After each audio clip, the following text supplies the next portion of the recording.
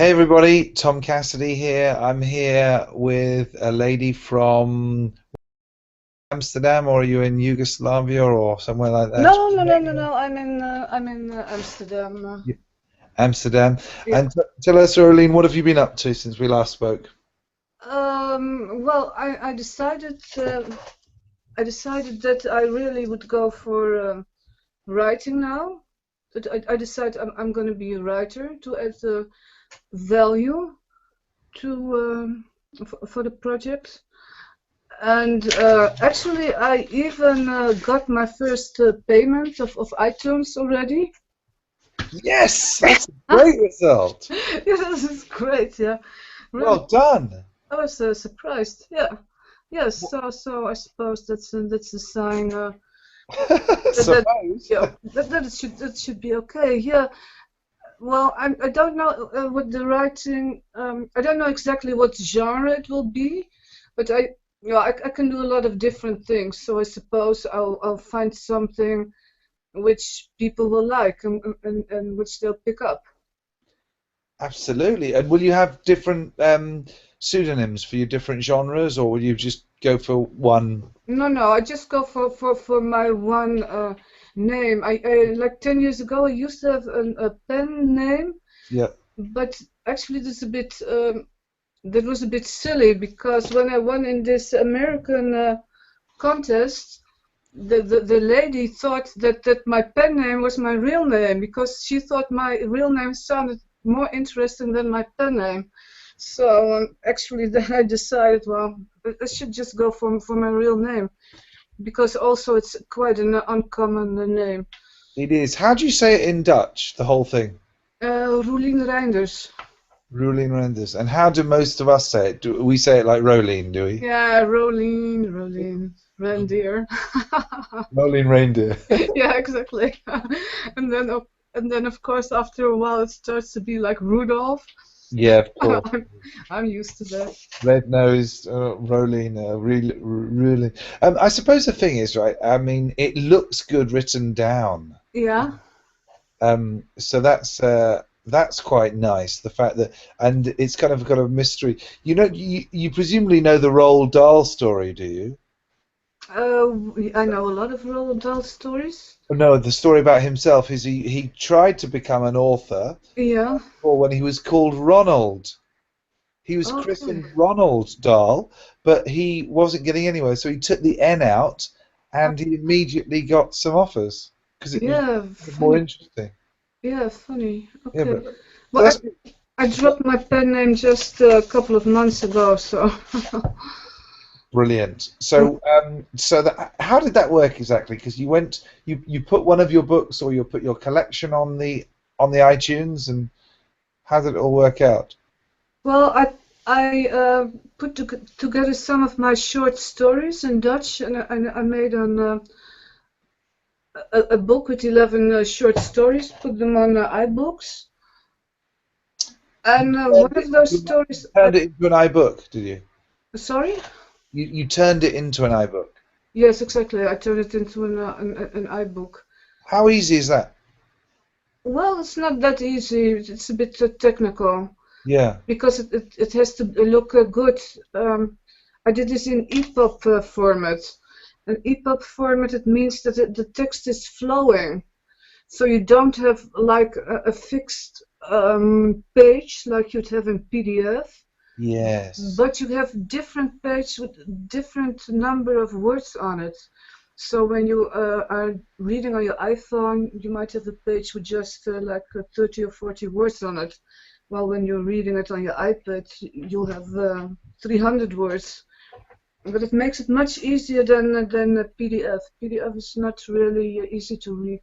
It isn't that easy to read on an iPhone. It's not bad on an iPad, but depending on the formatting, size of font and all that. But yeah, so like when Kindle does a book, that's what it's doing, is it's scaling all the time according to how you want to read it, isn't it? Or whatever you Yes, yeah, same sort of thing.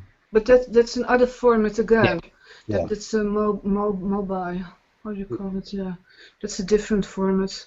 So you had to learn all these formats. Yes, yes, okay, but I've got some technical background, so that's not it's not that hard for me. I can do that. Yeah. But one of my stories, I translated them in English, Yep. and I put it on Amazon. Right. Sorry, it broke up a little bit there. Say that one of your stories you translated into English and And I published it on Amazon. So now at the moment, I want to make a little presentation that I'll publish on the Google Plus page right. about about this story. But it took me some days to figure out all the technicalities of the Google Hangouts. Yes, it's Oh, quite. It's not the Google stuff is really really good, but it's not say as user friendly as say maybe kind of Apple's design attempt. yeah, exactly. Apple is for just for dumbos, but Google isn't.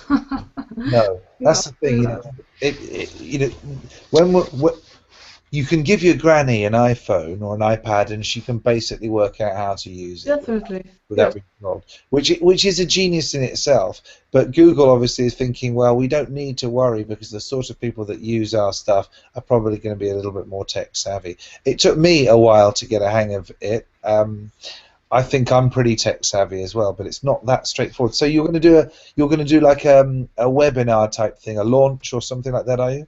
no, I'm just gonna do a really small presentation. So I did an promotion on Amazon that the story will be free for a week or so, Oh, okay. and then well that's basically what I'm gonna tell in the presentation.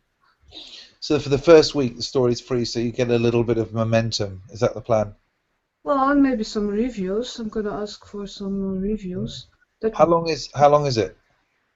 it's like 9,500 words. Okay. So it's how long is it? Is that about an hour's read? Oh yeah, I don't know how fast you read now. I couldn't read it in an hour. Definitely not. No, Okay. So take so longer. an airplane, a couple of hours, an airplane kind of length, maybe. Yeah, maybe less. Yeah. I don't know. I just know that when I talk at about 10,000 words an hour, so I'm just thinking that people could probably read that. When I record my teleseminars and I get them transcribed, I know that they're about 10,000 words for every hour. Yeah, But but you maybe say a lot of the same words. Well, correct. write a story, then it's all different words. Very. Oh, it's much harder. I just mean in terms of the length. I was thinking of it. No, no, you. It's like a short story. I think is harder than a longer story. It's almost like a poem, isn't it? Really, because you've got to get Yeah, this is not really a short story. It's a bit longer, more like a novella. novella. Yeah, yeah, yeah, Yeah. yeah, yeah. Brilliant. Okay, so that's exciting. So when are you going to actually launch it on Amazon? Well, it's already on Amazon right now. But I'm just gonna do the presentation. I'll try to do it Friday, tomorrow. Uh-huh. This should be okay because Saturday I'll be in Germany for a week or so, and my Okay. internet is bad over there, so I won't be able to do any movies when I'm over there. Right, right. Not. You could record them separately and upload them later, of course. You couldn't do any. No, but no, on Hangouts and Air you record No. them through the internet. If it's a hangout, yeah, you're It's right. Hangouts, so I wouldn't be able to do it over there. But I'll probably do it tomorrow, and if not, then it's be a week later. Mm. And what's the this is so the put on iTunes, let me recap. So on iTunes you've got what you've put up there is the Dutch short story pack. Collection, yeah. Yeah, the collection, right. And then you're going to see how it goes translating some of those stories onto English and try that on a different market in Amazon and see and kind of just do a bit of a No, experiment. I think Amazon. I'll keep Amazon for the English Okay. things.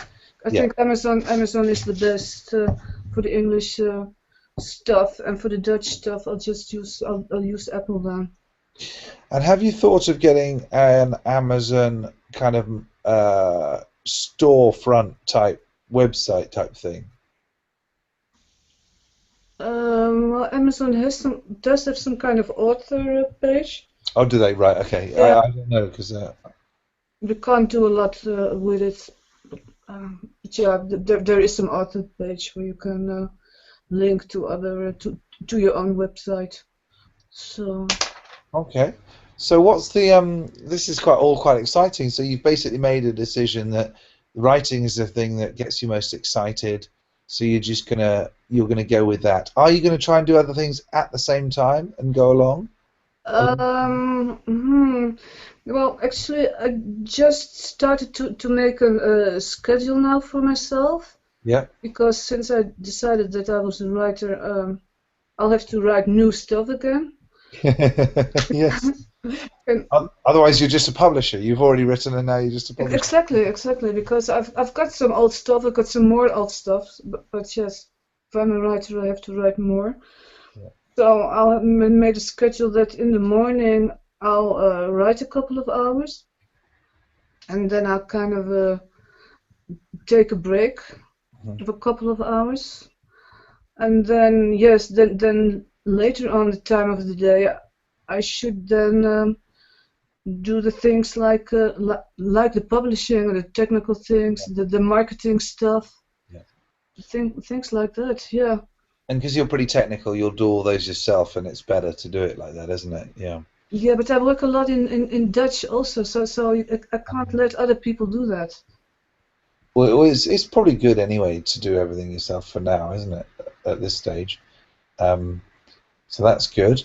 And that won't really leave you much time for anything else anyway, will it? So, because like writing is it's quite taxing work. A couple of hours of writing is. Yeah, well, it's actually I did try this 10 years ago when I wrote all this other stuff. Yeah. And then I had to go back to the office because I ran out of money. But then I Yeah. thought, okay, I'll work 4 days a week and then the fifth day I can write. But this didn't work out because I have to. My head must Yeah. be a bit empty. Yes. For normal writing, it would probably be possible, but not for fiction writing. I can do just ordinary writing, things like an essay or website or whatever. But Why do you think that is? Is it because you've got to always be really thinking about it? You've always got to be open to downloads at any time, is it? well, it's when you're writing fiction, you're kind of creating a world. You Yeah. go down in this world, and then there you kind of discover what is going on there, and you have to write about that. And especially when you're working mentally in the office, it might be for me if I could get a job like working in a store or something physical. Well, you don't have to Might, think. then Yeah. it might be different. Then it might be different. Then I probably could do it. Yeah. So maybe I'd have to look out, see if I can get one of those jobs. You, Something like. I mean, yeah, it's a question of balance. The most important thing to do is to maintain the balance between doing what you love and having enough money to eat. Yeah, exactly. And it's the classic artistic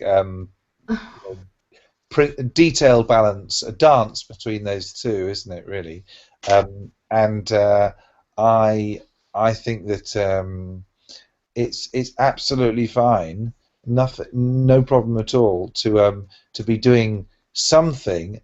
So I remember when I worked for a year, I had a year out between 18 and 19 before I went to university, and I spent the first 3 months of that year working in a role where all I did was basically get stuff off a van and into a storeroom in a shop.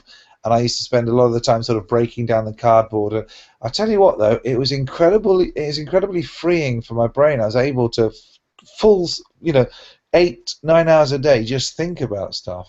Yeah. So that type of job could work quite nicely with the artistic. Yes, exactly. That's That's what I was thinking. So maybe I should just see if I can work somewhere in a factory or so, doing assembly stuff, things like that. Well, something that make the environment has to be great for you to go off into this own little world. So I don't think it would work if you were being interrupted by other people. So I think retail probably wouldn't work as well. Maybe Wouldn't work, yeah. behind the scenes. So maybe a factory, if it's a nice quiet factory, because I think noise could be quite disturbing for your genius as well. I don't know, Yeah, that's true.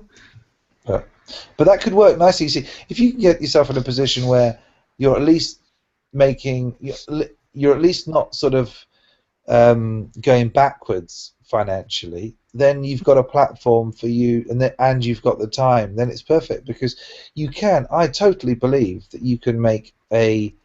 That there's no reason why you can't make a decent living out of writing. Not only if you're good, but if you're. It's more than if you're good. If you're committed totally to it. I, Yeah, re- I really believe that. I don't have any doubt, and we see it time and time again when people actually really go after what they want with the faith and the gratitude that they've got the opportunity and they've got the desire, but also with the faith. So I think it's really exciting. When another girl in the group, obviously, you know as well this, but I'll just mention this for anyone who's watching, is she's an artist, a singer, and yeah, a Laura, you mean yeah, for yeah, Laura, cellist, and yeah, she's not even a dancer, but because she just flung herself into kind of a one-off dance video last week, she got invited to go with Kylie Minogue and dance at the Logies, which I assume are the big sort of Australian equivalent of the Grammys.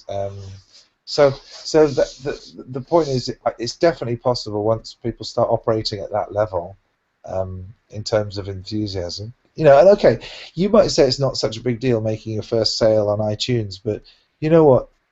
That's that's proof, isn't it, that it's possible. You only make one sale and then proof that the model works, that yeah, it's out there, and then you just well, time and promotion and carrying on doing it, and if each year you can write some more stuff and put some more stuff out there, you're you're yeah, building your value, and you'll get more yeah, and more people coming to you. So gradually, over a period of time.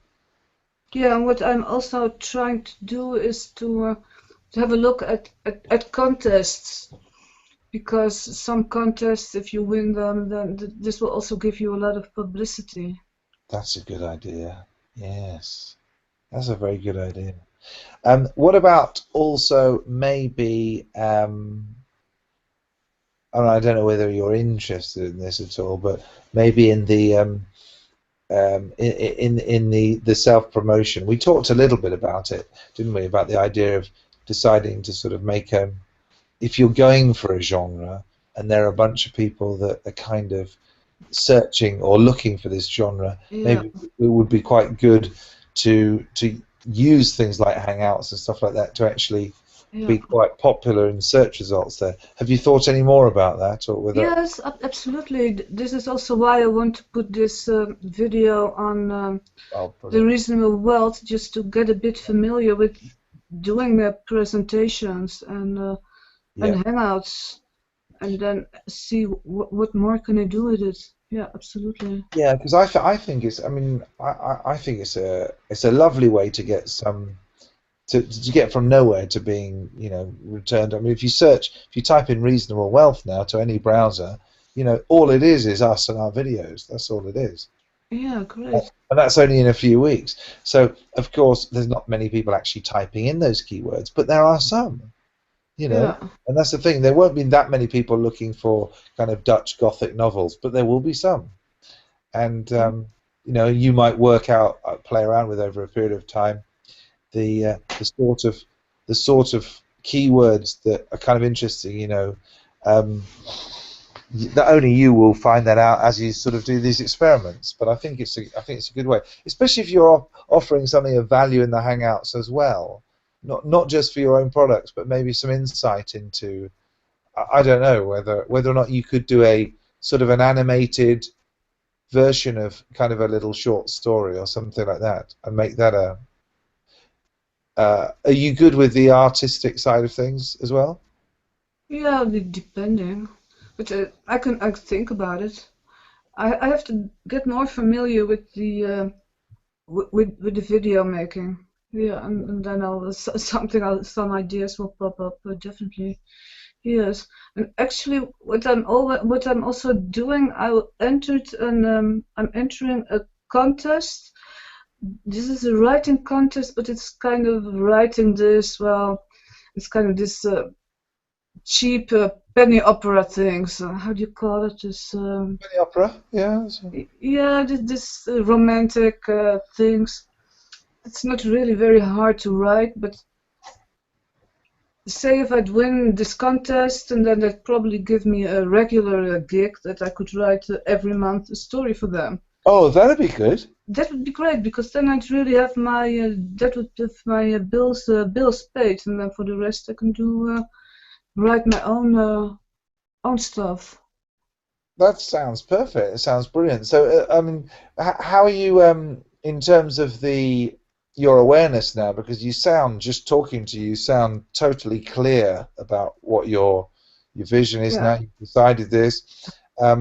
How, and obviously you will still always have the script, like I always do, like all Yeah. of us do. How are you dealing with that? It popping up and sort of saying, Now my I've got two issues.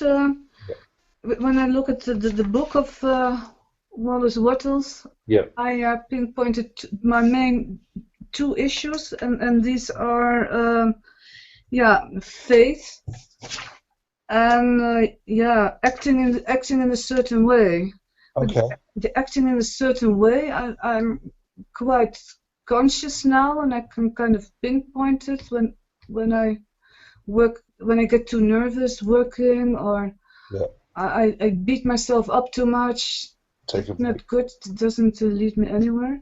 Yeah. But the faith thing is, I think, it's my biggest challenge at the moment, to keep faith and then not. No, Keep a yeah, not steady. He talks about steady faith, doesn't he? He says, you know, basically, it's the steadiness of your faith. It's not whether you can have deep faith. The gratitude is the deep one. It's like the day in, day out, every single day, having the steady faith. I think is the interesting one for people, isn't it? yeah. Well, what kind of my problem might also be then the gratitude, because like I said, well, I had this payment from iTunes, and then Yep. my script says, well, did you see how much it was? Blah blah blah blah. You know, Of course, you yes. shouldn't mention it because it's really nothing, you know. Yeah, yeah, yeah. The script is very, very clever, and it obviously it never goes away. I mean, I just like to think of it as like, well, I don't feel bad when I go into my script. I used to kind of be a bit annoyed, but it's just like it's a totally logical way of it.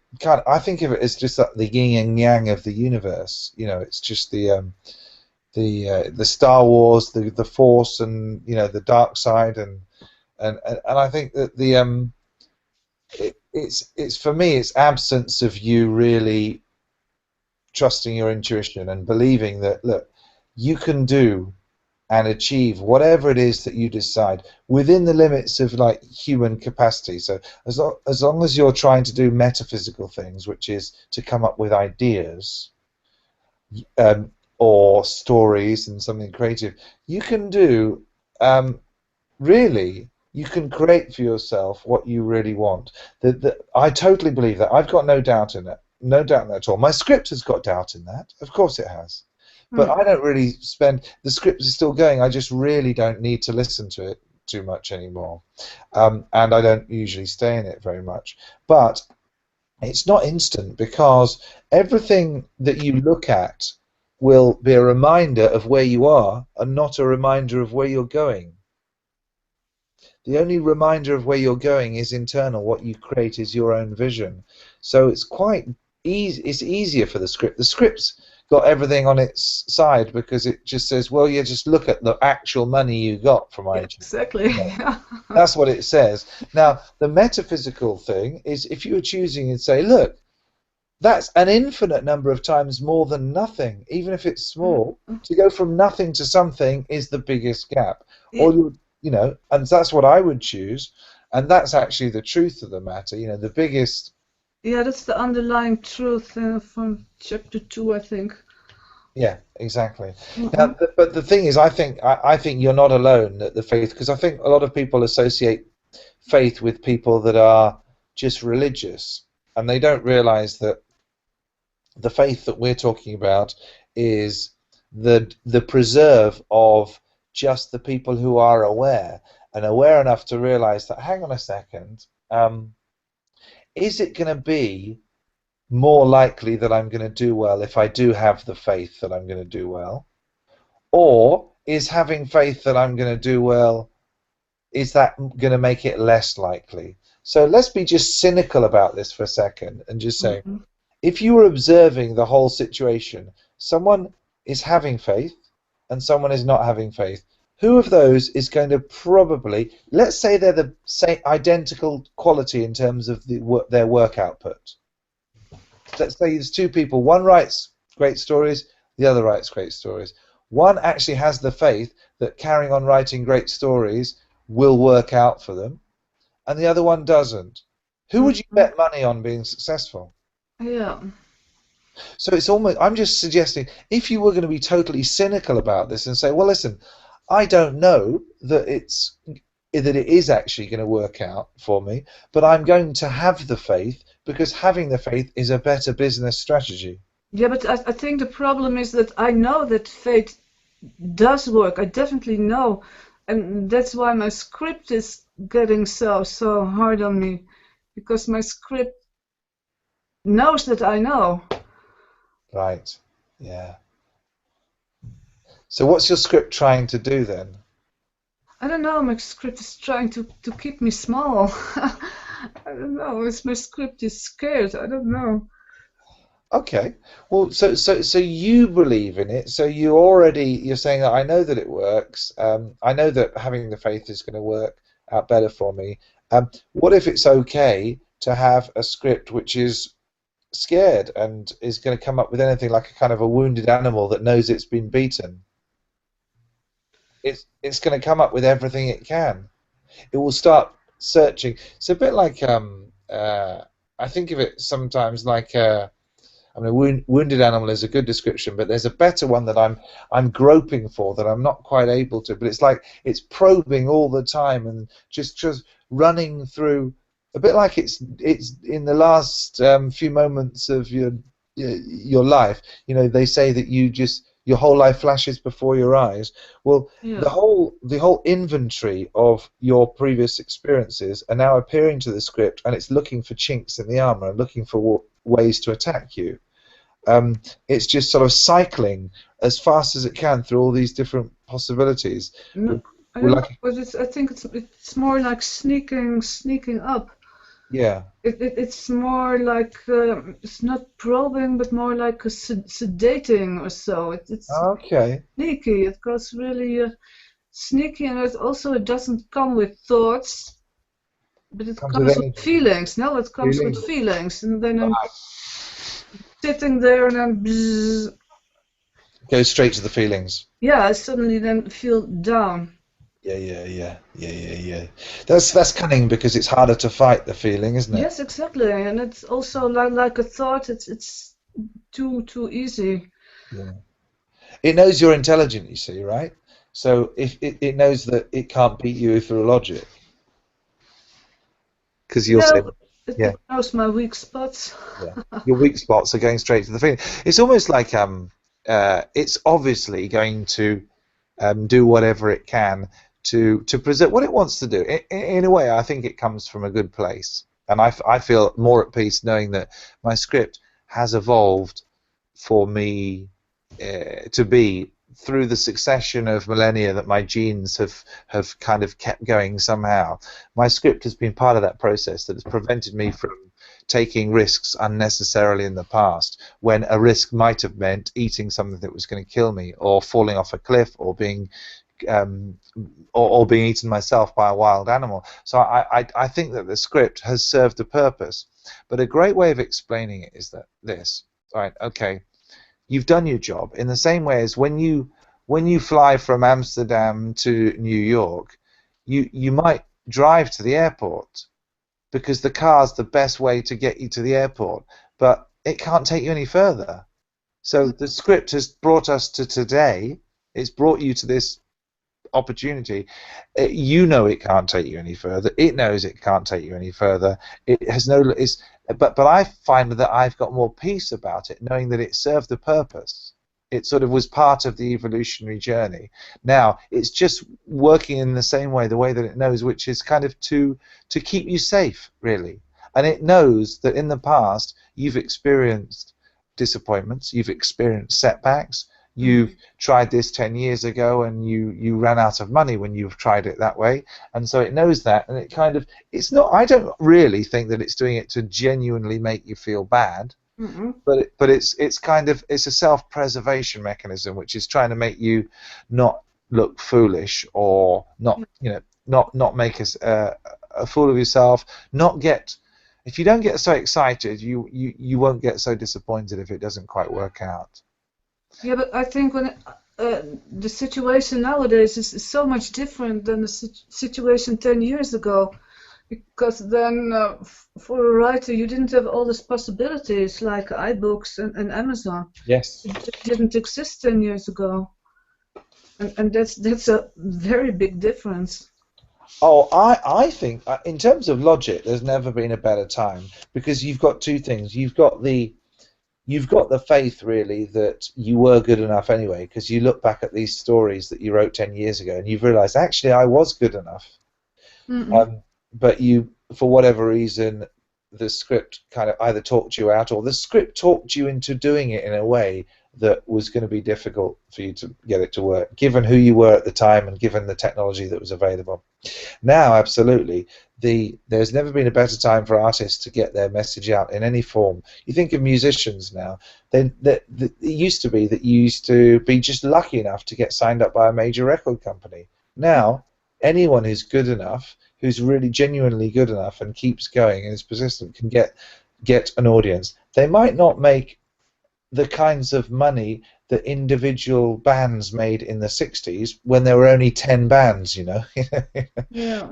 Because now there's hundreds of thousands. So there's way more authors, but you consider the total amount of wealth that is going to the total number of authors now. It's never been greater. The amount of money in totality that's going to authors now has never been greater. People are spending a lot more on all kinds of books because of Kindle, because of iBooks, because of all those things. So the opportunity has never been better. And for someone like you, who's perhaps 10 years ago, it would be very easy for you to never try it again, because your script would say, well, yeah, but you tried this before, didn't you? And it doesn't want you to be disappointed again, right? Yeah, but that's why until now I just have been publishing some old stuff, getting some old things out. Yeah. And the difference now is that I think, well, I should write again. Well, your intuition is telling you to write again, so you should write again. Probably your script is saying maybe you won't be as good as you used to be, or no, maybe... it's easier. Right. It's easier. I'm better, and plus also I have sharper insight now about what to write, because I read some stories I've been writing 10 years ago that were actually written quite well, but like the topic, I think, oh no, I could never get out those things. It's Yeah. too bad writing about things that should not go out to the public. Right. Okay. So you've got more clarity about what you want to write about and how you feel about it now. Yes, definitely. Some things you should not feed the audience with some specific things. Definitely not. Okay. Good. So you've got more clarity about where you're going. You feel more confident. You've got all the technology. So what ammunition has the script got to try and make you feel bad? It hasn't really got anything, has it? Yeah, well, like the numbers on my bank account. Yeah, but that's, how do you start anything? Everything starts everything has to start. This. I don't want to be corny or anything, but every organization had to make its first sale at some point. Yeah. Amazon themselves weren't profitable for the first 6 years of business. Hmm. So it's just a these things take time, and I think that most artists don't. They think they're probably going to get their reward through their art sooner than it actually does happen. So they get discouraged and they quit. And I think that if you can find a way to get the right balance. So you can find a way to support your art in a continuous way that's totally balanced, where you feel like you can just do this for might only be a couple of hours a day because you're working something else, but you're thinking about it all the time and you're coming up with ideas and you're observing the world and downloading. I mean, you've probably got loads more ideas to write about already now. Yes, definitely. Yes. So it's very exciting. So really, in terms of the feelings, do you find it harder to notice the feelings, or can you notice them right away when you're kind of a bit down? No, I can kind of notice them. Yeah, quite fast. Yeah. So you can notice them. So the point is, I was trying to say this to someone earlier on today, or might have been yesterday. Um, Look, basically, you can always be great. Always. You can either be great because you're actually doing the great things like writing or being awesome, being nice, being kind, being wonderful with people, or you can be great because you're getting great at spotting your script. You're Mm-mm. getting great at noticing it. So you can never lose. If you get better at noticing your script, you'll just spend less time in it, and then you'll have more energy available for you to, get your downloads and to be in the zone and to be your creative genius. Mm-mm. Uh, Mm. but every time you are in your script, you've noticed it. You've just got better at noticing it. So it's a win-win situation, and you could think of it as a lose-lose situation, and you could say it's just me being I'm just reframing it. But actually, ultimately, when you when you write and you get through to people and people love your stories and people get something out of it, you get a feeling, right? You get a feeling that you've helped someone, that it's been, your art was worth it, all that sort of stuff. Obviously, those same feelings are available because they actually come from inside you. They're available without necessarily needing that feedback. Now, you're in the human form. Like me, I'm in the human form. I love it when people get great results, and it encourages me. I absolutely love it. But the feelings that I get from that encouragement, they're still coming from me. So I learned to kind of trick the universe really, and actually feel whenever I notice, I feel as if I was being encouraged by the whole world to do stuff. So you could feel like thousands and thousands of people are loving your work right now. You could feel that same feeling, and that would be part of this whole. That would just make the journey so much more enjoyable, wouldn't it? Yeah, yeah, that's a great idea. Yes, definitely. Just feel right now as if millions of people all around the world are just absolutely loving the stuff that you're doing. And when you're writing your new stories, you're writing for these people. Because actually, someone said it, I think it might have been Sue said it on one of the chats, we, when we're working in the we, which is for everybody, that includes everybody in the future that is yet to even know about you or even read you, but they're out there. And so Mm. that's kind of a very powerful energy to think about. You're doing something which will be appreciated long after you're no longer here. Mm-mm. That's kind of an exciting thing. You're working on a higher level, and I think it's good. I mean, put it like this: are are you in a position now where you're closer to your vision than you were when we last spoke, or are you further away? No, no, I can be much more clearer now. Definitely.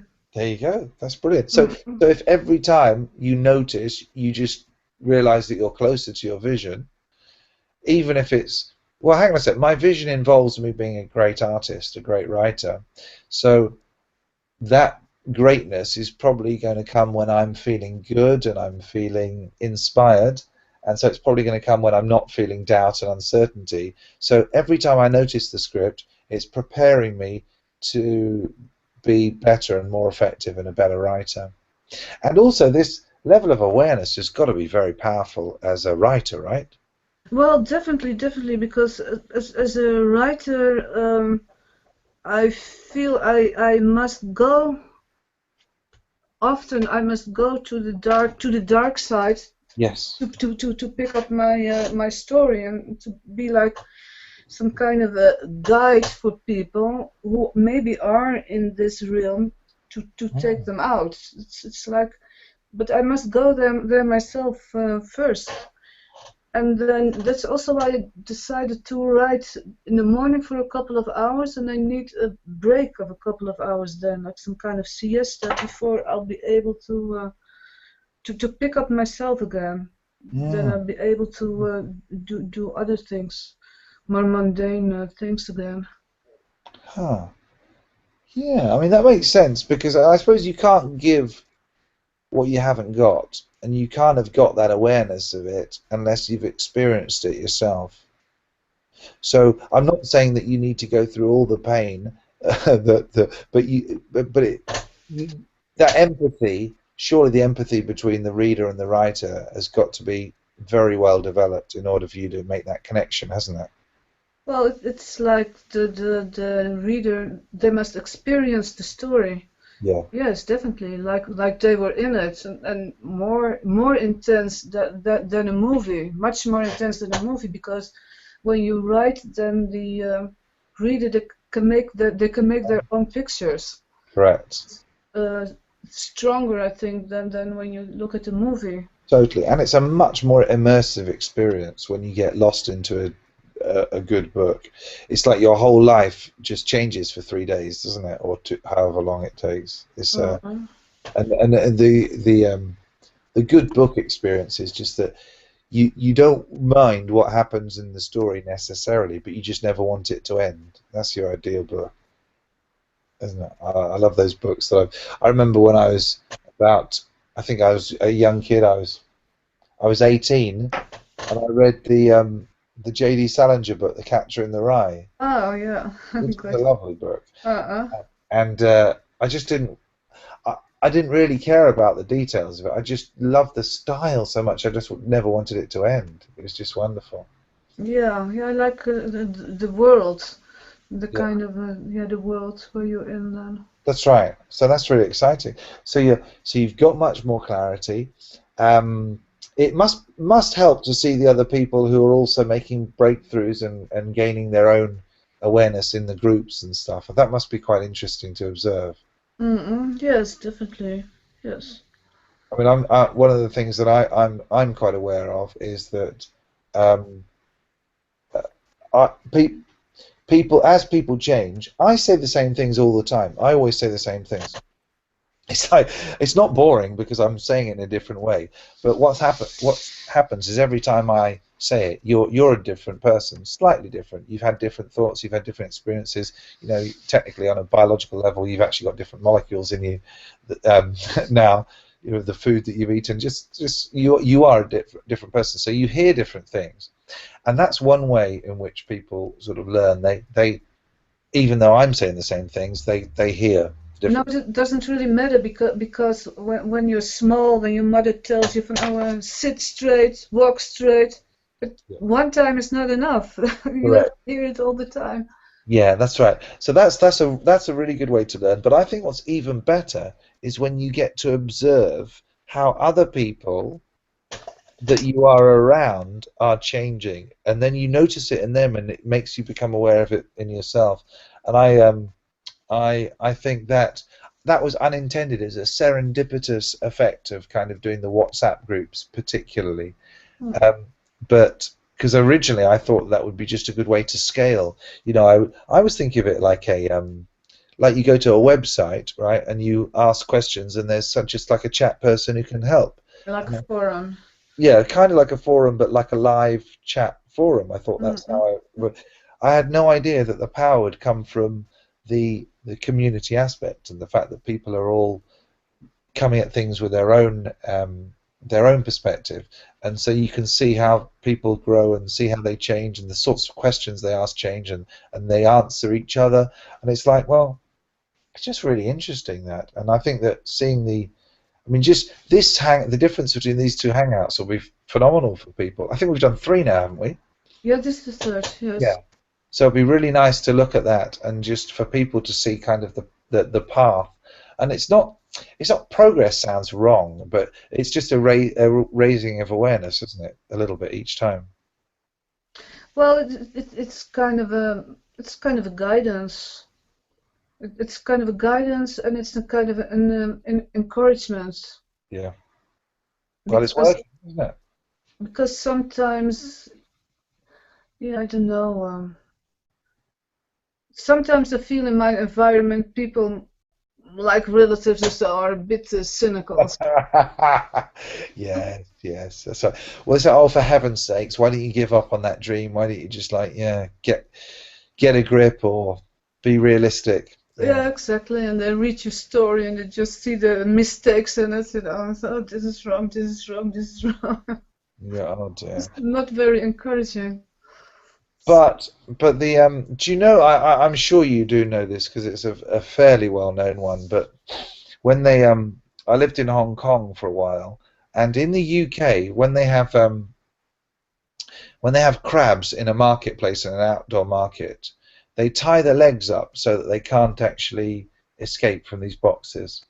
And Krabbenmand, yes, I know. And when one crab wants to escape the others, yes. Now, yes. I actually saw this, and I Oh, didn't realize why in Hong Kong they didn't tie the legs. They didn't need to because the others just bring it down. And so that's the thing when you are trying to say, look, because what you're doing, this is a really interesting one, really. What you're doing is you are giving them evidence that they have an intuition as well that they are ignoring.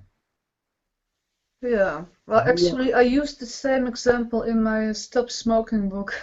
Do you really? The Yeah. Krabbenmand, yeah, it's Yeah, called in yeah. Dutch. Yeah. Well, because what happens is basically if you are surrounding yourself by people who genuinely believe that it's possible to be out of the script and to have awareness and to really go after your dream and to have the faith and make it happen, if you surround yourself by people like that, then of course it's going to be a lot easier. But if you are the only one that thinks like that, then the other people's scripts see you as a threat to their scripts. Mm-mm. Because if you go on and do this, you will prove that they should have listened to their intuition and should have ignored their script, and that's too painful for them to deal with. So they just bury it, and their scripts say, well, oh, hang on a sec, we better not. Phew, we kind of would want her to fail, really, rather than. I mean, we want her to be happy because we love her, but if she can be happy and not make us feel bad about having given up on our own dreams, then that would be okay. But if she's going to be happy because she's chasing after her own dreams and she believes in herself, what that is that's a reminder that we've kind of settled for a kind of an element of mediocrity in our life. Mm. So you imagine if you were in their position and you knew that there was something that you were going to do, but you or wanted to do, but you kind of allowed your script to talk you out of it. Wouldn't that be quite painful to be around someone else, perhaps maybe a bit younger, a bit more vibrant, maybe a bit more energy, and who really believed in it still? How would you feel if you were around that sort of person? So it wouldn't even be intentional. It would be kind of at a subconscious level, at a script level, they would be kind of, well, if this person ends up getting it to all work for them, cool, what does that mean about me? Mm. So it's well, one of the things that I think is really nice actually it's in the science of being great more than in this book. It's in the science of getting rich, but it's more in the science of being great. It's look, everybody's perfect given where their level of thinking is. They're absolutely perfect. Their behavior is perfect. We don't think that it's necessarily right, but it's not for us to judge. It's for us to just do what we think is right and to not be upset, and to live. He actually says it like this: the greatest kind of human achievement is to live in and amongst people who think and behave differently from you, yet not interfere or criticize them or even want them to be different. You know, just accept them for that's how they understand the world. That's how they see. And it might be that they're just in their scripts because they wouldn't choose to not really want you to do well. And Wattles didn't obviously know the metaphor of the script. He would have had an understanding, of course, of the fact that he was more of a Christian, so he would say it's, you know, it's the power of God, and kind of what Christ wanted us to do compared to what the Pharisees wanted us to do, which was just follow the rules and, you know, subjugate your own personal intuition for the kind of the rule-based approach. It's the same thing whether it's the spirit, the Holy Spirit, or the devil, or intuition, yourself, your own genius, being in the zone, or your script. You know, these are all, none of this is actually true. It's all just a helpful metaphor for some people, Yeah. or it isn't. Why I love the script as a metaphor is because it gives you the opportunity to just, well, okay, if I am in my script, then of course the results are going to be from reading from that script. But because it's a piece of paper, because it's a script, I can put it down and I can come away from it.